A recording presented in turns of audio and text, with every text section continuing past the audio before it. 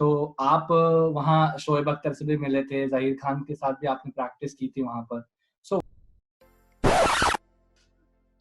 So what's up guys, मैं हूँ said, आपका होस्ट एंड दोस्त। आप सभी का स्वागत है मेरे इस चैनल पे सेड स्पोर्ट्स पर।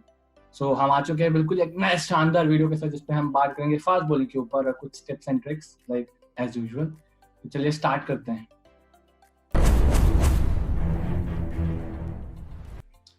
So hello everyone, we are back with one another episode in which we are going to discuss about fast bowling. So हम आ चुके हैं छत्तीसगढ़ के one of the best fast bowling coaches के पास।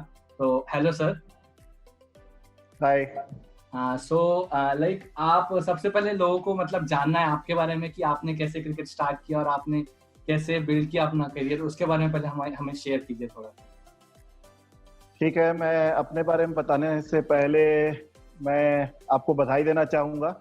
बहुत अच्छा काम कर रहे हो, क्योंकि इस समय पूरा वर्ल्ड जैसे जूझ रहा है कोविड-19 से, उस समय आप ये वीडियो लोगों तक पहुंचा रहे हैं क्रिकेट के लिए, तो बहुत अच्छा काम कर रहे हैं आप, उसके लिए आप बधाई।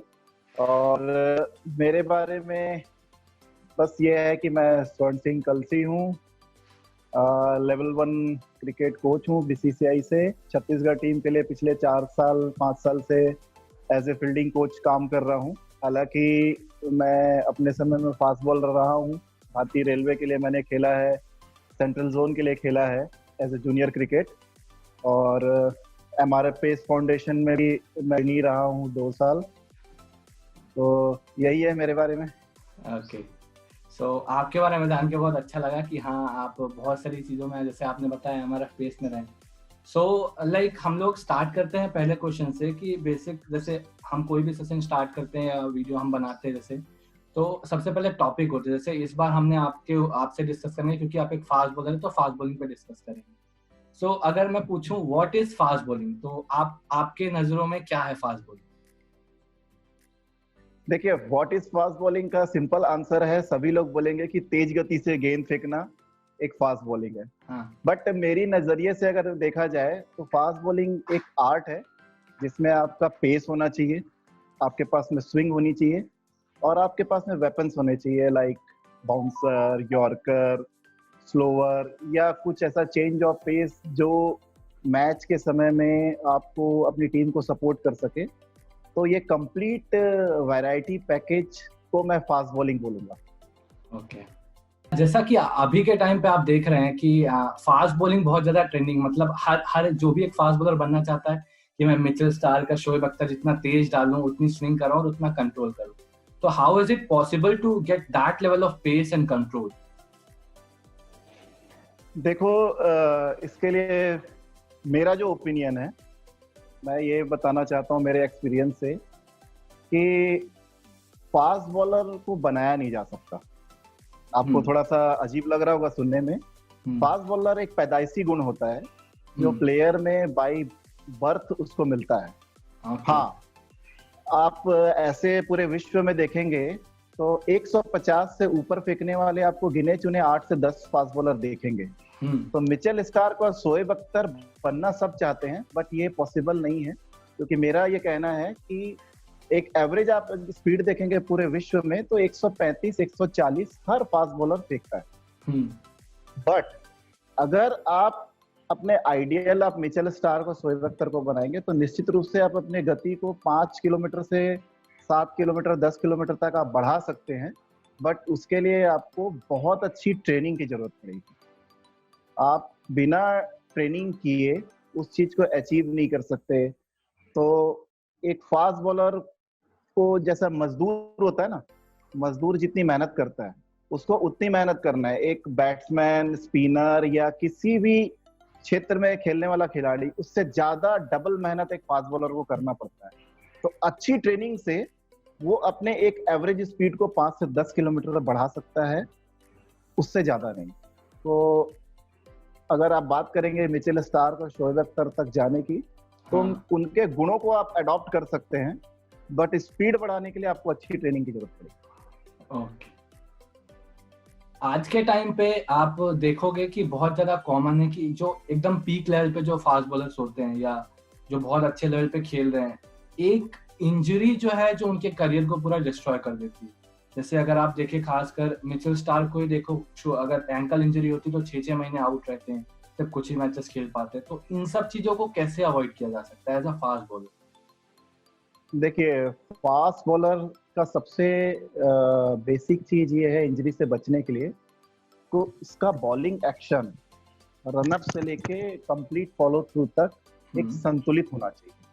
अगर वो संतुलित नहीं है, चाहे वो रनअप में हो, चाहे लैंडिंग में हो, चाहे किसी भी चीज में हो, तो जिस पार्ट में वो गलत कर रहा है उस मसल को ज्यादा लोड लेना पड़ेगा और वो मसल जल्दी जल्दी डैमेज होगी। लाइक अगर किसी का फुट लैंडिंग का प्रॉब्लम है, उसको एंकल इंजरी हो सकती है, नी इंजरी हो सकती है, या उसके ऊपर आपको वेस्ट में इंजरी हो सकती है। अगर आप शोल्डर को ज्यादा पावर से बॉलिंग करते हो इस्तेमाल करके, आपको शोल्डर इंजरी हो सकती है। बहुत सारे ऐसे एग्जांपल हैं जो जितने बॉलर इंजर्ड हुए हैं। तो एक तो ये है कि आप अगर बहुत अच्छा संतुलित एक्शन अगर आपका है तो आप इंजरी से बच सकते हो। ये हो गया पहली बात।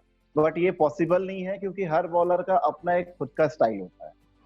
तो हम एक ट्रेनर या एक हमारे अच्छे बॉलिंग कोच से वीडियो एनालिस्ट आप रखते ही हैं, या वीडियो में आपकी गलती समझ में आ जाती है, आप उसको देख सकते हैं कि आपका कहाँ पर बॉलिंग एक्शन में फॉल्ट है, उस चीज को आप सुधार सकते हैं। सुधारने के बावजूद भी अगर आपके एक्शन में कोई सुधार नहीं होता है और पर्टिकुलरली उसी बॉडी पार्ट पे अगर ओवर प्रेशर जा रहा है बॉलर का, तो मेरे ख्याल से एक अच्छा ट्रेनर उस पार्ट को तो मजबूत कर सकता है ट्रेनिंग के माध्यम से।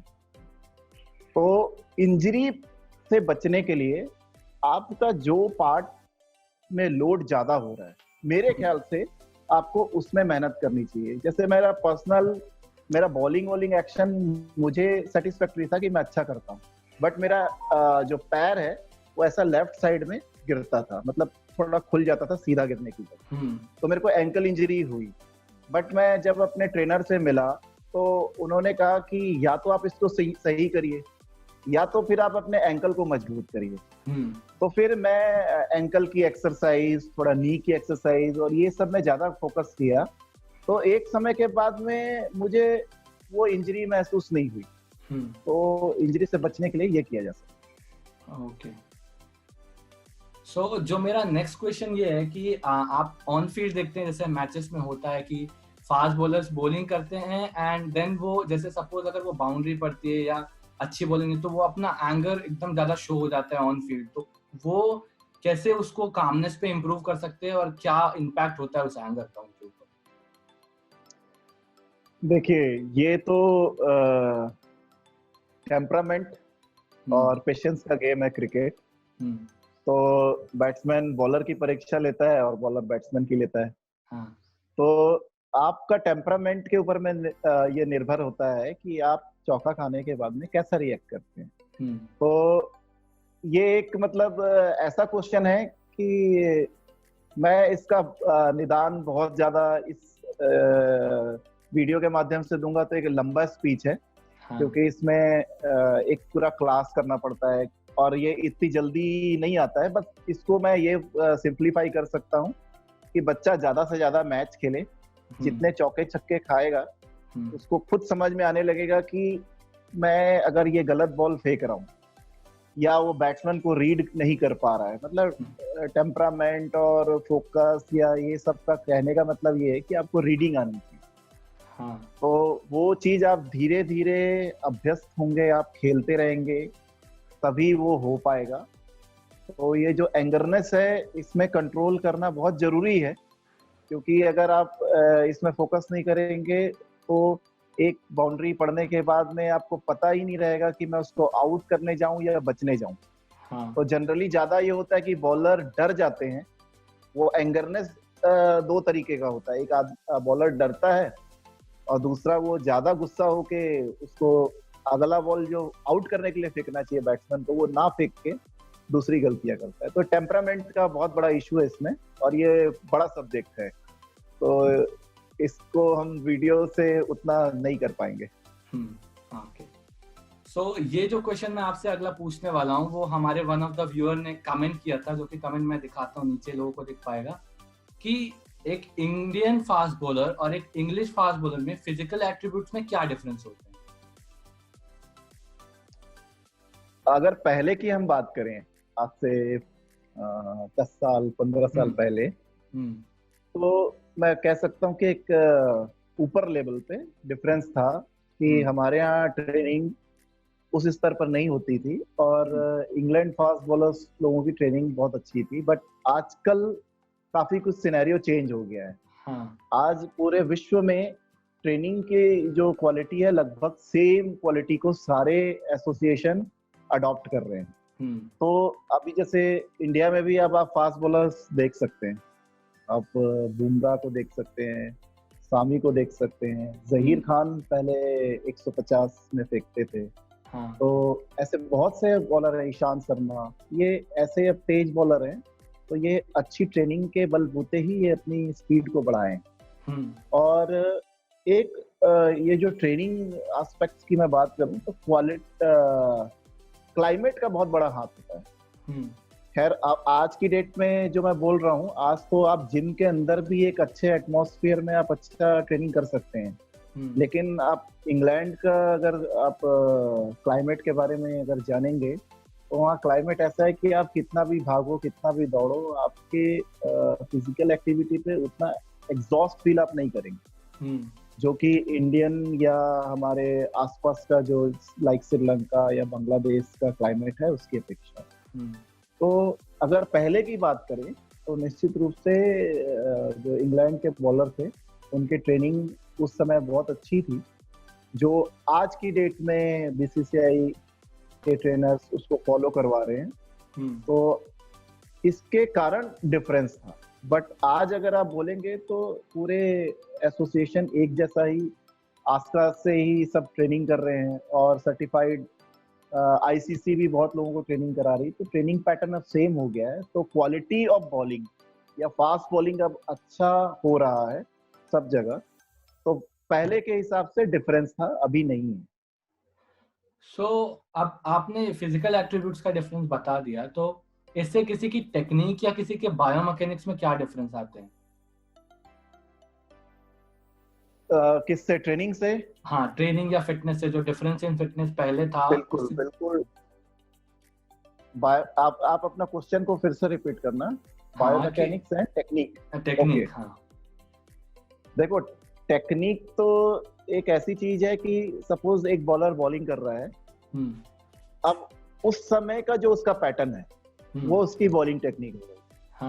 अब जब हम उसको वीडियो में लाएंगे, उसके वीडियो से उसके पूरे हम देखेंगे वो क्या पैटर्न में बॉलिंग कर रहा है, तो बायोमैकेनिकली वो ठीक है कि नहीं ठीक है वो वीडियो देखने के बाद में समझ में आता है। अब उसमें कुछ फॉल्ट है, लाइक एग्जांपल के लिए उसका लैंडिंग का है, या उसका हाथ पहले गिर जा रहा है, या उसका हेड फॉल हो रहा है, ये फॉल्ट आ गया बायोमैकेनिकली फॉल्ट में। तो उसको सुधारने के लिए आपको ट्रेनिंग बहुत बड़ा सपोर्ट करता है, क्योंकि आप बायोमैकेनिकली कहीं पे आप फॉल्ट करते हैं तो उसका रीजन होता है आपके मसल्स में वो पावर नहीं होती है, जिसकी वजह से वो कहीं ना कहीं टेक्निकली वो दिक्कतें आती हैं। तो अगर आप उस पार्ट को पकड़ के उसमें आप ट्रेनिंग कराएंगे, तभी उसके मसल में वो स्ट्रेंथ आएगी और वो धीरे धीरे बायोमैकेनिकली वो ठीक हो सकता है। तो ट्रेनिंग जो है टेक्निक और बायोमैकेनिकली दोनों चीज को इम्प्रूव करने के लिए बहुत जरूरी है। और फास्ट बॉलर, जैसे हम बिना खाना खाए ज्यादा दिन जिंदा नहीं रह सकते, फास्ट बॉलर बिना ट्रेनिंग के चल ही नहीं। सिक्के के दोनों पहलू हैं, तो बिना ट्रेनिंग के फास्ट बॉलर है ही नहीं। ठीक है। जैसा कि मैं छत्तीसगढ़ के क्रिकेट जो होते हैं उससे काफी ज्यादा अवेयर हूँ, तो मुझे पता चला कि आप वेटरन टीम में भी खेलते हैं और वेटरन टीम में आप बहुत अच्छा स्कोर करते हैं, रन्स बनाते हैं। तो आपने कोचिंग कब से स्टार्ट की थी और कैसे स्टार्टिंग हुई थी इसकी? एक्चुअली मैं 2013 तक इंटर डिस्ट्रिक्ट खेला रायपुर टीम से। मतलब कप्तानी भी की रायपुर डिस्ट्रिक्ट की। और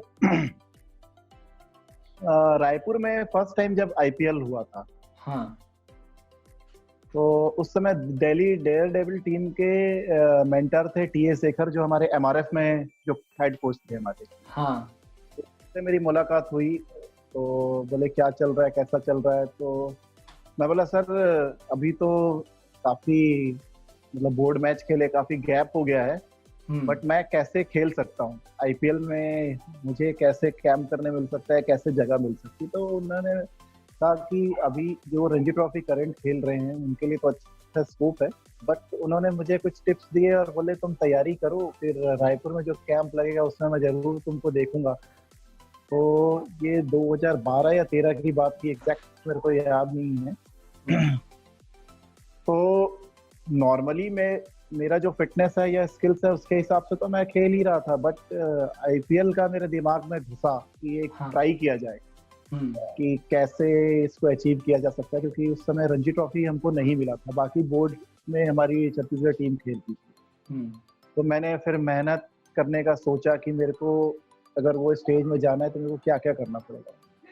तो हमारे यहाँ वन ऑफ द बेस्ट एक ट्रेनर है आज की डेट में, आस्था टू राहुल। तो he is like my younger brother. हम साथ में रेलवेज के लिए काफी बॉल वॉल डाले हैं। तो मैंने उसको पूछा है राहुल यार आईपीएल में मेरे को तैयारी करना है, कैसे करूँ। बोले पाजी अभी आप सोच रहे हो काफी डिले हो गया है, इसके लिए बहुत मेहनत करनी पड़ेगी। मैं बोला करूंगा यार। हाँ। तो मेरा बॉडी वेट पहले काफी था, तो बोला पहले तो बॉडी वेट कम करना पड़ेगा। तो फिर मैं उसके सामने बोला तू जो बोलेगा, जैसे मैंने आपको क्वेश्चन में बोला कि समर्पण बहुत जरूरी है। हाँ। तो मैंने समर्पण दिखाया उसके प्रति, और आप यकीन मानिए मैंने 6 महीने उसके अंडर में ट्रेनिंग की और मैं 18 किलो अपना वजन कम किया। उसके बाद में फिर मैं एक अब उस मतलब काफी मैच्योरिटी तो आई चुकी थी हमको, तो क्या बॉलिंग कैसे बॉलिंग, शेखर सर से भी मेरी बात हुई थी। तो मैंने एक प्रयास किया बॉलिंग डालने के लिए, और बाद में उन्होंने मेरे को मौका भी दिया नेट में बॉलिंग डालने का। और हालांकि कुछ फायदा उसका नहीं हुआ, सर बोले कि मुश्किल है, अगले साल देखेंगे, ऐसा ऐसा करके उन्होंने बोला। फिर भी मैंने जो मेहनत की उससे मैं सेटिस्फाइड था। फिर मैं अपना लास्ट डिस्ट्रिक्ट मैच खेला 2013 में। तो वहां पर उस फिटनेस जो मैंने फिटनेस की राहुल के साथ 6 महीने, उस फिटनेस की वजह से मैंने अच्छी बॉलिंग करी, करीब 20-20 ओवर में मैच में फेंक ले रहा था। बट एक मैच भिलाई से चल रहा था, हम मैच हारे, और हारने के बाद में मुझे समझ में आया कि बस अब यहाँ पे अपनी क्रिकेट बंद होनी चाहिए। हाँ। ये एक अपने को खुद एक आपको अलार्म बजता है बॉडी में कि अब यहाँ से आप आगे अचीव नहीं कर सकते, क्योंकि मैंने जो फिटनेस अपने बोर्ड मैचेस के दौरान या एमआरएफ में की थी, कम से कम उसका 70-80% मैंने रायपुर में भी ट्रेनिंग की 2012-13 में। तो मुझे उस ट्रेनिंग से ये समझ में आ गया कि मैं फिट तो हो गया हूँ, बट मैं long lasting as a bowler काम नहीं कर सकता। सो लाइक जैसा कि आपने बताया आप एमआरएफ के काम में थे 2 साल तक, तो आप वहाँ शोएब अख्तर से भी मिले थे, ज़हीर खान के साथ भी आपने प्रैक्टिस की थी वहाँ पर। सो वहाँ का कुछ एक्सपीरियंस शेयर कीजिए हमारे साथ। जैसे मैं बचपन में जब मैं खेलना स्टार्ट किया, तो मेरे कोच विजय नायडू सर के पास में मैं जाता था प्रैक्टिस में। तो मैंने उनको अपने मन की इच्छा बताई कि मुझे एमआरएफ पेस फाउंडेशन जाना है। हाँ। क्योंकि उस समय मध्य प्रदेश होता था ये, और मध्य प्रदेश में एक संजय पांडे करके फास्ट बॉलर थे। हाँ। जिसको उस जमाने में सचिन तेंदुलकर ने नेट्स में बुलवाया था। तो बड़ा हमारे स्टेट में हाईलाइट हो गया कि संजय पांडे को सचिन तेंदुलकर ने बुलाया। हाँ। तो वो एमआरएफ के ट्रेनी थे।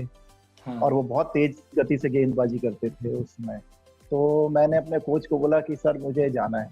हाँ। तो बोले कि वो इतना आसान नहीं है, और उसके लिए वहां पहुंचने के लिए तुमको वैसी ही ट्रेनिंग तुमको रायपुर में करनी है।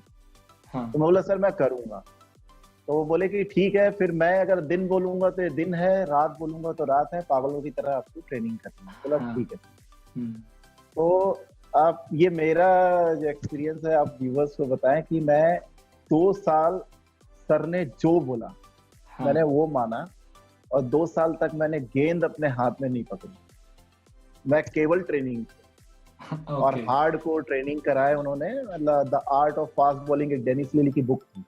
हुँ, तो उस बुक में जो ट्रेनिंग बताया गया था, मैं उस समय 95-96 में मैंने सर के अंडर में ट्रेनिंग किया। हुँ, और 2 साल के, मतलब मैंने कभी उनसे क्वेश्चन नहीं किया कि मैं फास्ट बॉलर बनना चाहता हूँ, आप मुझे बॉल क्यों नहीं देते? हाँ, हाँ, मैं पूरा समर्पण भाव से उनके साथ में लगा रहा, और फिर धीरे-धीरे वो ट्रेनिंग के बाद वो रन अप पे काम किए। फिर मुझे एक समय के बाद बॉल पकड़ाई उन्होंने, और बॉल पकड़ाने के पहले कुछ आयरन बॉल ये सब से बॉलिंग करवाया। हुँ, फिर बॉल पकड़ के वो बोले कि नो बॉल की जरूरत नहीं है, तू दौड़ और फेंक। हाँ, तो जब मैं बॉलिंग डालना स्टार्ट किया तो मुझे समझ में नहीं आया, मैं बहुत तेज बॉल डाल रहा था। तो हाँ, मैं बोला सर ये कैसे हो रहा है? हुँ, बोले तुम ये सब को मत सोचो, तुम बस फेंको। हुँ, फिर ऐसा करते करते, मतलब नेट में वो मेरे को 2 घंटे 3 घंटे बॉलिंग कराते थे। आजकल ये सब हम काफी चेंज कर दिए हैं, बट मैं अपने बारे में बता रहा हूँ। हाँ, तो ऐसा करते करते फिर मैं मेहनत करते गया और सेलेक्ट हो गया इंडियन रेलवे टीम में। हुँ, इंडियन रेलवे टीम में मैं अच्छा किया, सारे मैच खेला, सेंट्रल जोन की टीम में आ गया। हुँ, सेंट्रल जोन में हालांकि मैं मैच खेला नहीं था, स्क्वाड में था, हुँ, बट बॉलिंग करते करते एमआरएफ के जो मेंटर हैं टी ए शेखर सर, हाँ, उन्होंने मुझे देख लिया नेट में। तो उन्होंने मेरे को एक लेटर दिया कि आप आइए, आप सिलेक्शन में एमआरएफ हाँ, में।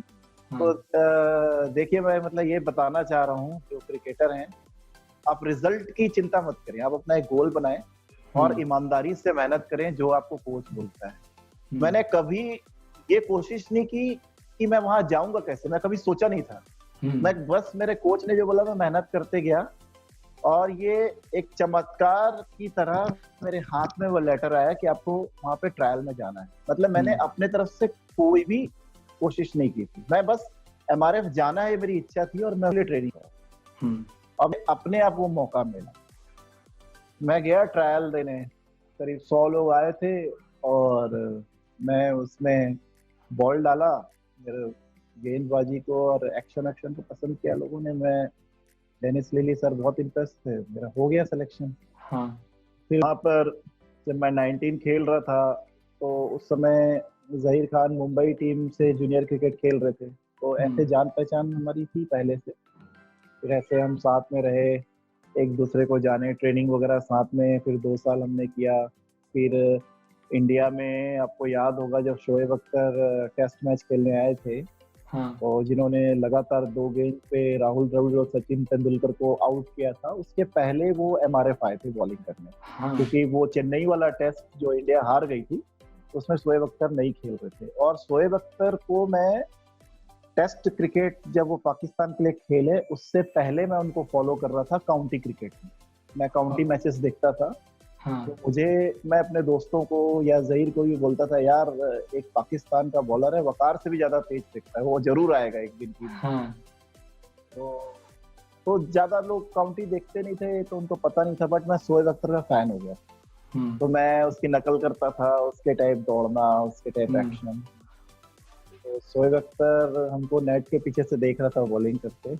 हाँ, तो उसने भी बॉलिंग करी। बॉलिंग करने के बाद में हम पंजाबी में बात किए, तो वो मुझसे पूछे कि आपका एक्शन कुछ देखा देखा लग रहा है। हुँ, तो मैं बोला, बाजी मैं आपको फॉलो करता हूँ। हाँ, तो बोले, ये तो मेरे लिए बहुत खुशी की बात है। हुँ, हमारी पंजाबी में ही बात हो रही थी, बट वो बोले कि मैं तो खेला नहीं हूँ, तो आप हाँ, मुझे कहाँ से जान लिए? हाँ, तो फिर मैंने उनको पूरी बात बताई कि मैंने आपको काउंटी में देखा, आप कितने विकेट लिए थे। हुँ, फिर वो एक मैच तो अब मैं भी भूल गया हूँ, बट वो हुँ, मैच का मैंने उनसे जिक्र किया जिसमें उन्होंने 3 विकेट लिए थे। हाँ, तो बड़ा खुश हुए, बोले यार आई एम वेरी हैप्पी कि मुझे भी लोग जानते हैं। हुँ, तो ऐसे करके उनसे बात हुई, और एक बड़े क्रिकेटर से मिलके बहुत मन को वो हुआ कि अब मैं शोएब अख्तर से मिल लिया हूँ, तो इसके जैसा ही और तेज बॉलिंग करना है।